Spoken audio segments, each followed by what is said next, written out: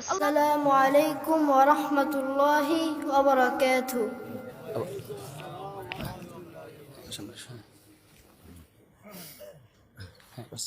نحمده ونصلي على رسوله الكريم أما بعد فأعوذ بالله من الشيطان الرجيم بسم الله الرحمن الرحيم خيركم من تعلم القرآن وعلمه। আপনারা সবাই কেমন আছেন? আলহামদুলিল্লাহ, আমিও ভালো আছি। আমি আপনাদের সামনে এখন কোরআন নিয়ে একটি গুরুত্বপূর্ণ আলোচনা করব ইনশাআল্লাহ। আমাদের উচিত কোরআন মানা, কোরআনকে অনুসরণ করা, প্রত্যেক দিন কোরআন তেলাওয়াত করা। পৃথিবীর যেখানেই থাকো না কেন আল্লাহর এই কোরআনকে মানো। এই কোরআন একদিন তোমার কাজে আসবে, ঠিক কিনা? আমরা ব্রাজিলকে অনুসরণ করব না, আমরা আর্জেন্টিনাকে অনুসরণ করব না, আমরা নায়ক নায়িকাদেরকে অনুসরণ করব না, আমরা আল্লাহর এই কোরআনকে অনুসরণ করব ইনশাআল্লাহ। বলেন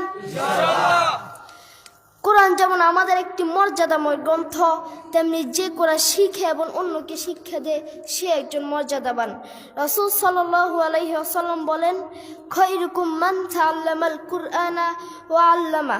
তোমাদের মধ্যে সেই উত্তম যে কোরআন নিজে শিখে এবং অন্যকে শিক্ষা দেয়।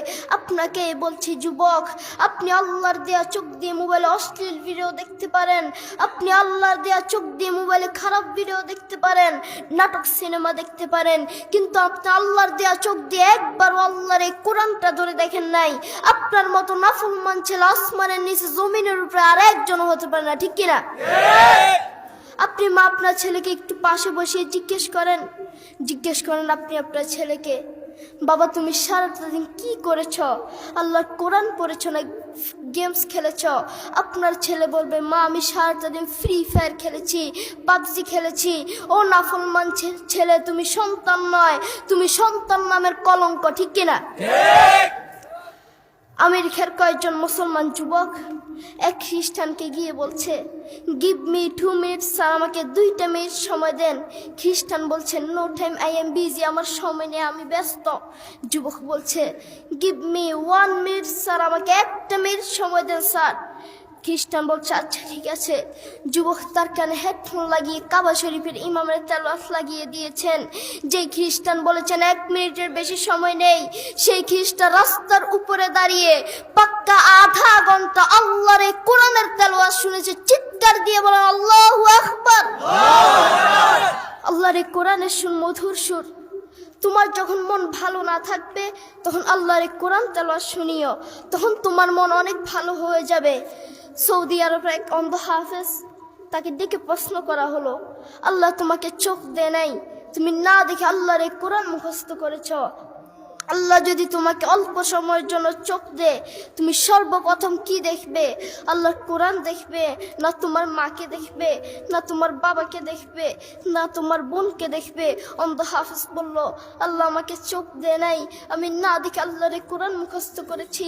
আল্লাহ যদি আমাকে অল্প সময়ের জন্য চোখ দেয়, যেই কোরআন আমি না দেখে মুখস্থ করেছি সেই কোরআন দেখব, সেই কোরআনের আয়াতগুলো কত সুন্দর তা দেখবো। চিল্লায়া বলেন আল্লাহু আকবার। অন্ধ হাফেজ বলছে, আল্লাহ যদি আমাকে চোখ দিত সর্বপ্রথম আল্লাহর এই কোরআন দেখতাম।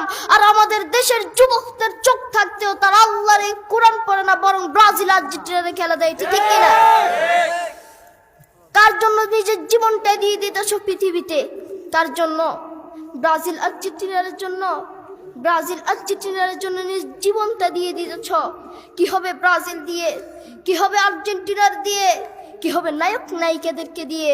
যদি আল্লাহর এই কোরআনটা না পড়ো, আল্লাহর গজবে তোমাকে পড়তেই হবে, ঠিক কিনা? এই পৃথিবীর বুকে যদি শান্তি পেতে চাও, ইসলাম ছাড়া কোনো বিকল্প রাস্তা নেই, আল্লাহর কোরআন ছাড়া কোনো বিকল্প রাস্তা নেই, ঠিক কিনা?